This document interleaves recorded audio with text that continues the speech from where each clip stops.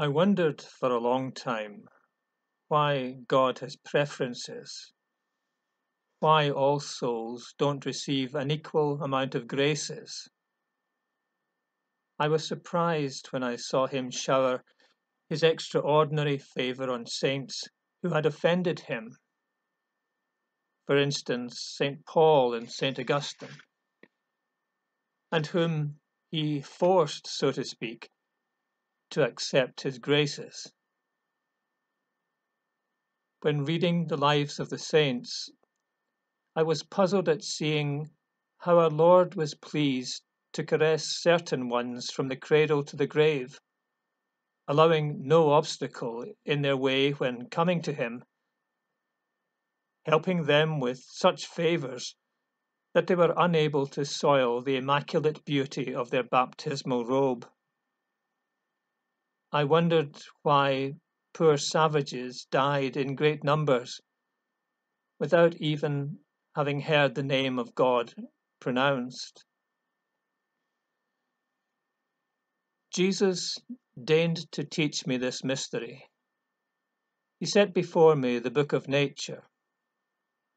I understood how all the flowers he has created are beautiful, how the splendor of the rose and the whiteness of the lily do not take away the perfume of the little violet or the delightful simplicity of the daisy. I understood that if all flowers wanted to be roses, nature would lose her springtime beauty, and the fields would no longer be decked out with little wildflowers. And so it is in the world of souls, Jesus' garden. He willed to create great souls comparable to lilies and roses, but he has created smaller ones, and these must be content to be daisies or violets, destined to give joy to God's glances when he looks down at his feet. Perfection consists in doing his will, in being what he wills us to be. I understood too that our Lord's love is revealed as perfectly in the most simple soul, who resists his grace in nothing, as in the most excellent soul. In fact, since the nature of love is to humble oneself, if all souls resembled those of the holy doctors who illumined the Church with the clarity of their teachings, it seems God would not descend so low when coming to their heart.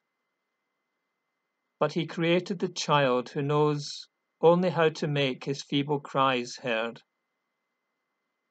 He has created the poor savage who has nothing but the natural law to guide him. It is to their hearts that God deigns to lower himself. These are the wild flowers whose simplicity attracts him.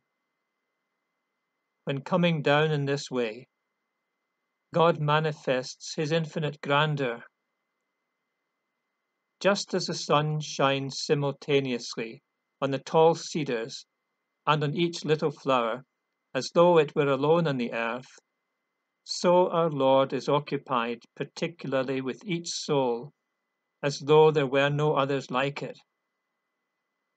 And just as in nature all the seasons are arranged in such a way as to make the humblest daisy bloom on a set day, in the same way everything works out for the good of each soul.